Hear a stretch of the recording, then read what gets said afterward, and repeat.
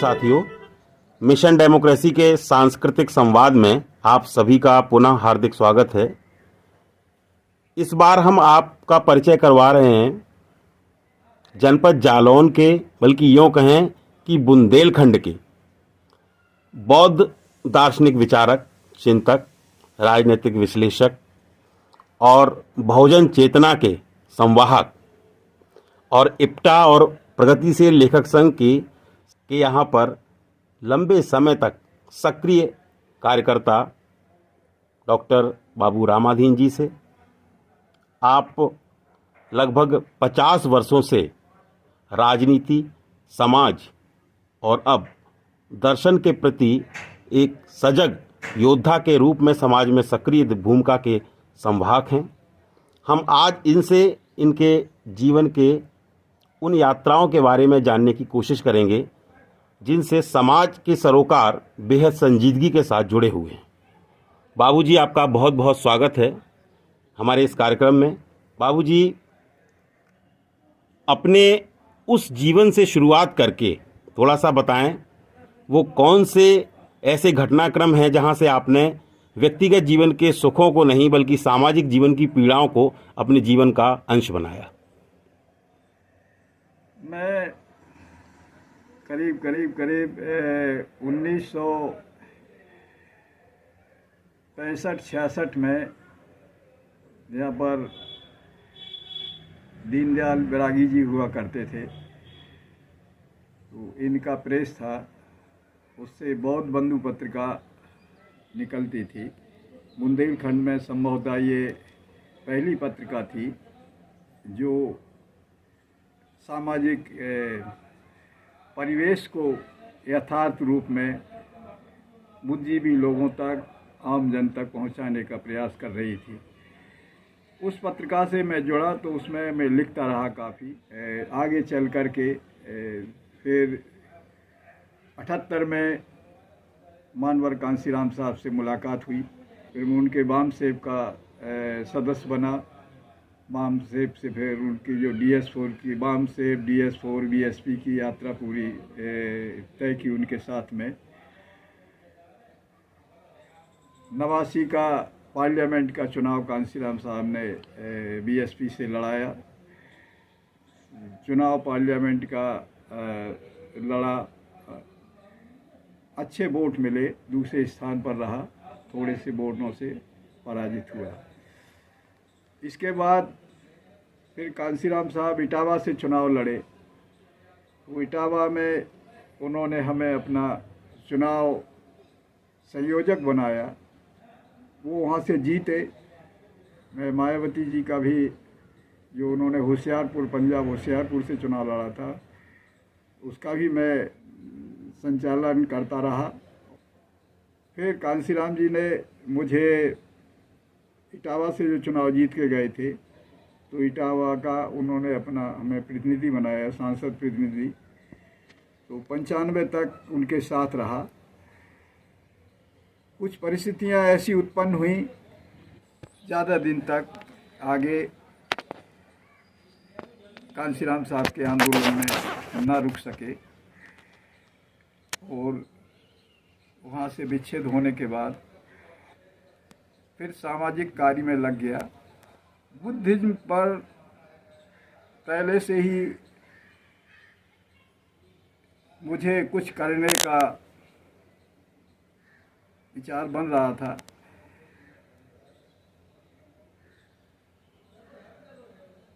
शब्द विज्ञान पर मैंने पहले डॉक्टरेट कर रखी थी।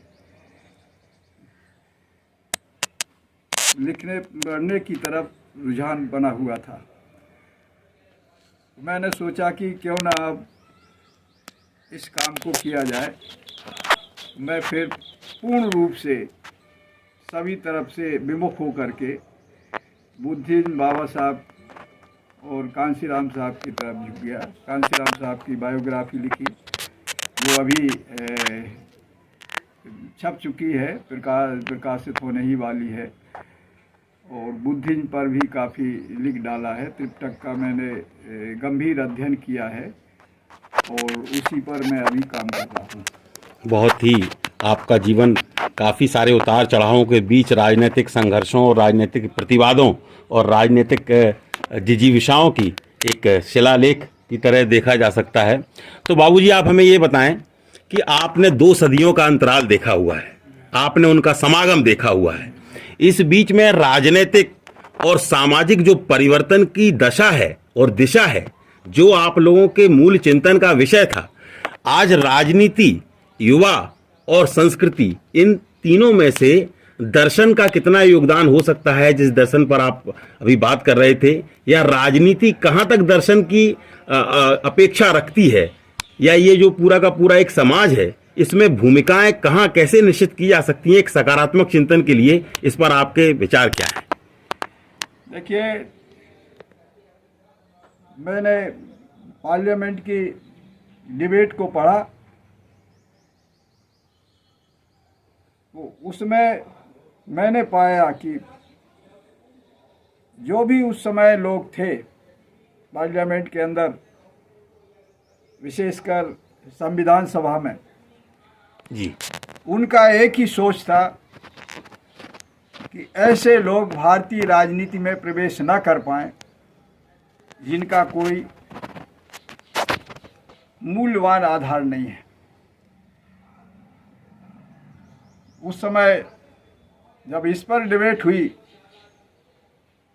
कि विधायी संस्थाओं में कैसे प्रतिनिधि चुन करके जाए, तो डॉक्टर अंबेडकर ने उस समय कहते हुए कहा था कि मैं अगर बुद्ध के शब्दों में ये बात कहूँ कि मानवता बहाली का काम केवल और केवल वही लोग कर सकते हैं जो नैतिकतावान हैं, चरित्रवान हैं, इंसानियत को महत्व देने वाले लोग हैं। डॉक्टर अंबेडकर कह रहे हैं कि मैं किसी भी रूप में भारतीय जो विधायी संस्थाएं हैं उनमें ऐसे प्रतिनिधियों को चुन करके भेजने का पक्षधर नहीं हूं जो शीलहीन हो, अनैतिक हो और अमानवीय हो। तो जहाँ तक इस सिद्धांत का सवाल है कि जिस सिद्धांत को पार्लियामेंट ने प्रारंभ में ही स्वीकार किया था, आज के परिवेश में हम राजनीति में इसके उलट देखते हैं।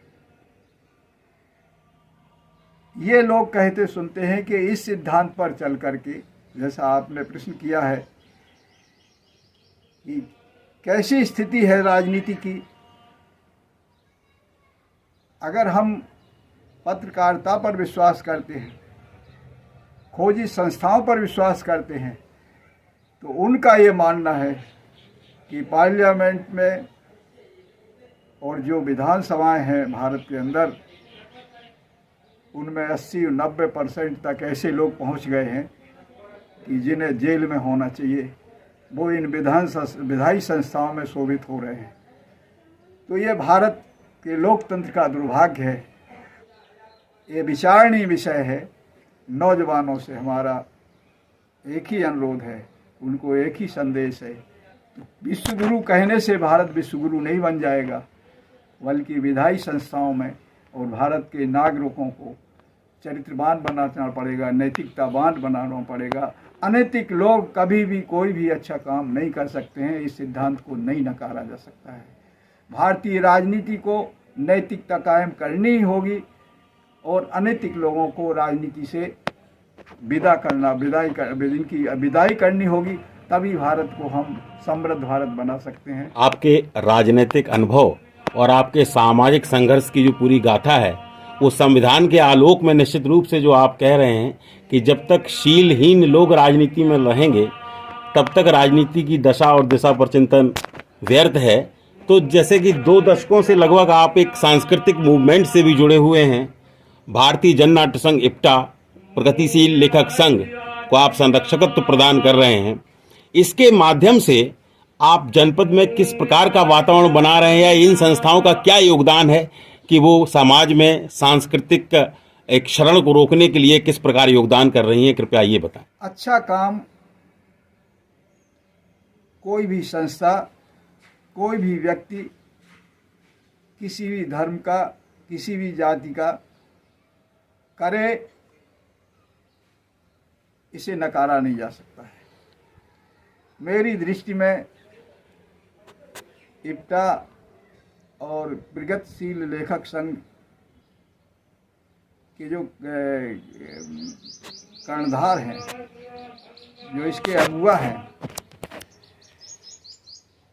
उनकी करनी कथनी में हमें एक रूपता नज़र आती है कि भारत में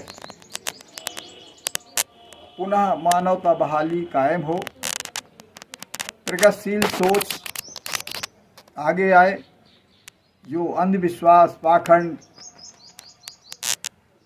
से भरा हुआ दर्शन है या सोच है, उसको समाप्त किया जाए और नई प्रगतिशील सोच आगे आए। तो इस वजह से मुझे ये लगा कि इस दिशा में काम किया जाए। कितने लोग हैं, कितना अस्तित्व है संस्थाओं का, विषय ये नहीं है। मेजॉरिटी अगर बेईमानों की और अनैतिक लोगों की है, तो उससे तो अच्छा है कि कुछ भले लोग, नैतिकतावान लोग, इंसानियत पर लोग किसी काम को करते हैं। तो मुझे वो काम ज़्यादा अच्छा लगता है बनस्पति इसके कि भीड़ के साथ चला जाए। बहुत सुंदर चिंतन आपका बाबूजी। और आज सांस्कृतिक संवाद में जो आपने अपना अमूल्य समय दिया, उसके लिए आपका बहुत धन्यवाद। आज सांस्कृतिक संवाद को एक बौद्ध चिंतक, दार्शनिक, एक राजनीतिक विश्लेषक और एक सामाजिक सांस्कृतिक पहरुआ के रूप में बाबूजी से मुलाकात करके बहुत अच्छा लगा। आपसे अगली कड़ियों में मुलाकात होती रहेगी बाबूजी, और इस और वादे के साथ कि जैसे कि चिंतन आपने अपना दर्शाया है कि राजनीतिक लोकतंत्र सिर्फ संख्या बल के आधार पर सरकार बनाना ना हो, बल्कि लोकतंत्र व्यक्ति के जीवन की शैली भी बने। इन शुभकामनाओं के साथ आपसे इजाज़त चाहेंगे। नमस्कार।